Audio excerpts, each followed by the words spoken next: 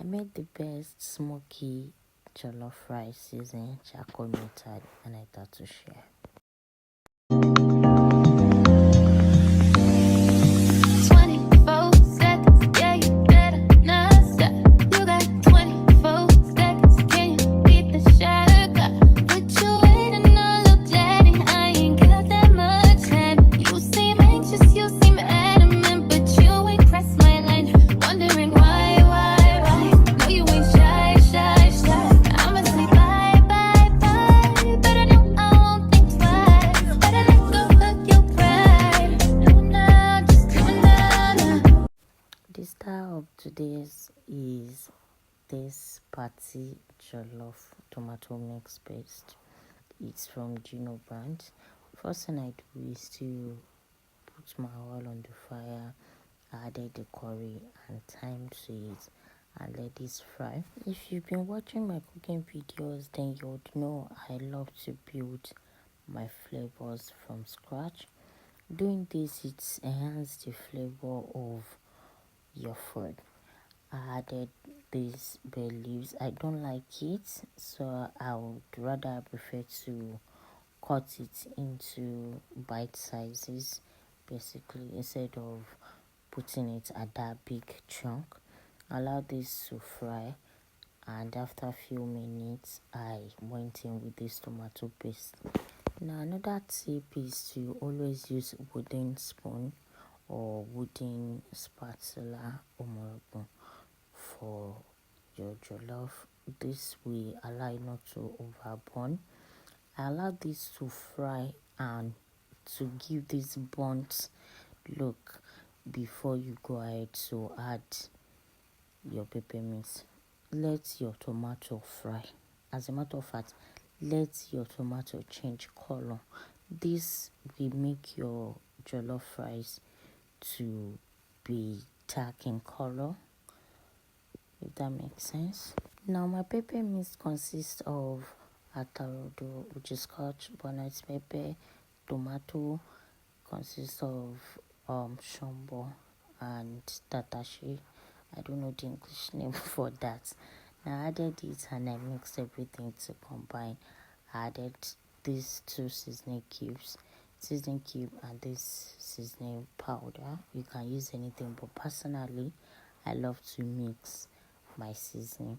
I did a little bit of salt. Now, like I always say, especially when you're cooking big batches of food, it's better to go in with little quantity of seasonings. This is because you can always go back to add more, but it's impossible for you to take out if it's too much. I hope that makes sense. Also, I'll be using the chicken stock, so this is why I added chili too. Now personally, when I'm cooking my jollof, I don't like to add water to it. I like to go in gradually with my water.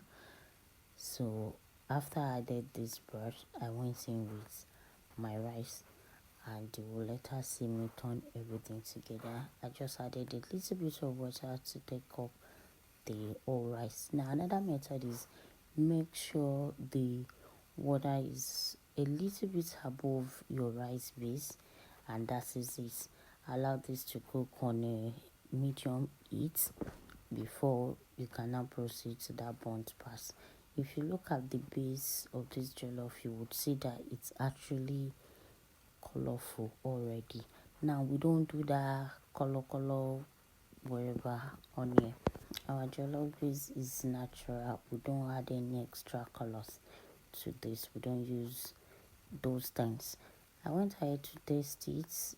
You can just taste the water and see if you need to adjust it, and I made sure to do that, and I adjusted it. Sometimes I don't even taste it, sometimes I do taste it. Now this food, I got lots and lots of calls and compliments. I promise you, when you try this method, you would really like it. I have another cooking video on my channel. I believe I have 2 jollof rice that is not this charcoal method, just the burnt one that you have to increase the fire to allow it to burn. and it's also super good. It also has this buns jollof rice flavor. Now this one is a charcoal method. All you just have to do is, after you make sure that it has been cooked, then go back in, add your water, taste it. You see that it is now soft, but not overly soft, if that makes sense. Then turn it together. You want to create a hole in the middle of this. If you want to add butter at this point, you can do that. I'm not a fan of that. I added this round cut onions, ring cut onions, and tomato. So you turn it together. Then you want to create a hole in the middle and put a charcoal in. If you don't have this aluminium plates, you could use aluminium foil. Put it there. If you have oil, you can put oil on top of the charcoal. It's totally optional. And cover this tightly. If you don't have a tight cover lid, then you can use foil to cover it. Let that smoke infuse into the pot. Turn everything together. While doing this, you want to make sure that your stove cooker is on the highest heat. Let this burn so well. And that is all. Please guys, do not forget to like, comment what you want to see next, share if you must, and of course subscribe to my channel. Thank you very much for watching. Stay safe and be fabulous. Cheers.